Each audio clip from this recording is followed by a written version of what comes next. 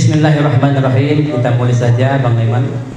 Assalamualaikum warahmatullahi wabarakatuh. Hamdan wa syukran lillah, amma ba'du la nabiyya ba'dah. Bersyukur kepada Allah, mudah-mudahan kita semua mendapatkan barokah. Selawat dan salam kepada Rasulullah, semoga kita mendapatkan syafaat.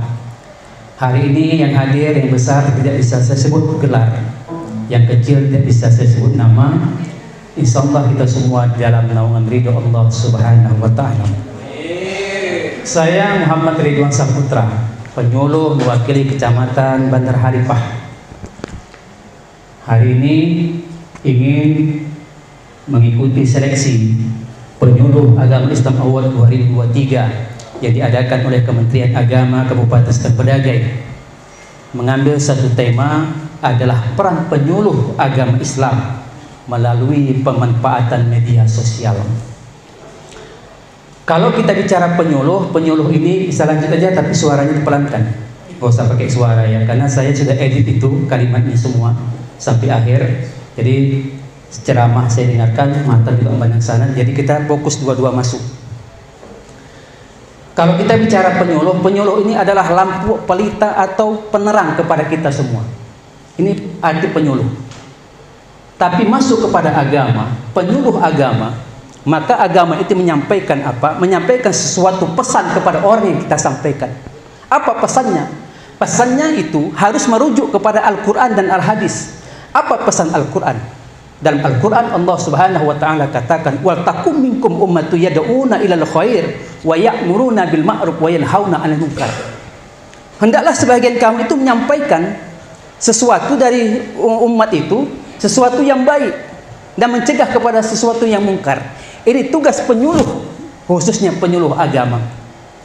Tetapi bagaimana penyuluh agama itu menyampaikan dakwahnya itu memanfaatkan media sosial.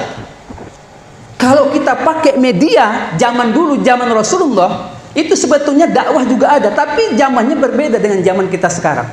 Zaman Rasulullah menyampaikan dakwah itu melalui verbal. Melalui apa? Melalui konvensional. Melalui apa? Melalui tradisional. Dengan cara apa? Dengan cara Allah sesuaikan dengan kata Allah, Allazi allama bil qalam, menyampaikan sesuatu dengan tulisan. Makanya dakwah pertama Rasulullah itu menyampaikan sesuatu dakwah itu dengan apa? Dengan qalam, tulisan. Maka sejarah membuktikan bahwa Nabi Muhammad itu dakwahnya yang pertama sekali adalah dengan qalam. Itu surah Al-A'la ayat 4. Allazi allama bil qalam. Apa salah satu contohnya? Rasulullah menyampaikan dakwah itu kepada pemimpin-pemimpin Roma supaya apa? Masuk kepada Islam. Itu satu.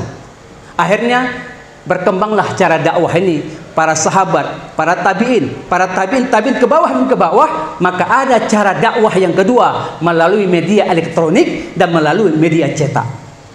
Media cetak namanya koran atau buku atau majalah. Media elektronik namanya televisi. Dan itu sekarang mengikuti zaman milenial kita sekarang itu sudah berubah. Dan sekarang harus kita manfaatkan media digital, media yang sekarang dibutuhkan oleh orang. Kalaulah kita memakai dakwah itu dengan cara media verbal, dengan tatap muka, maka sudah tidak efisien lagi. Maka cara dakwah itu, maka saya memanfaatkan fasilitas yang saya punya, saya buat konten. Di mana konten itu?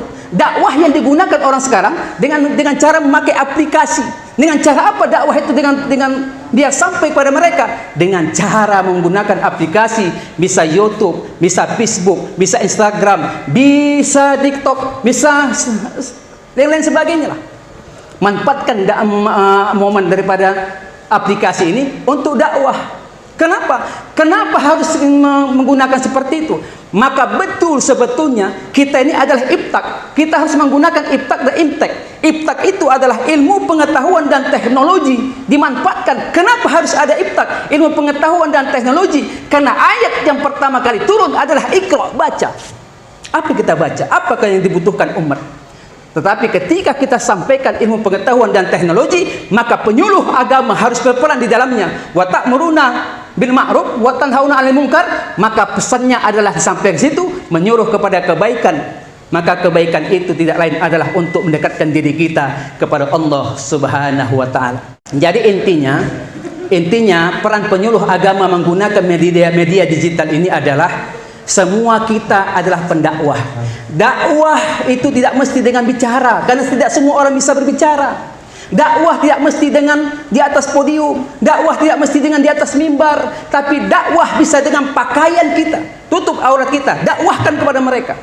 Menutup aurat itu adalah wajib. Dakwah dengan harta, kau beramal baik dengan hartamu. Dari dakwah itu tergantung. Jadi sampaikanlah dakwah itu dengan bijaksana kepada levelnya.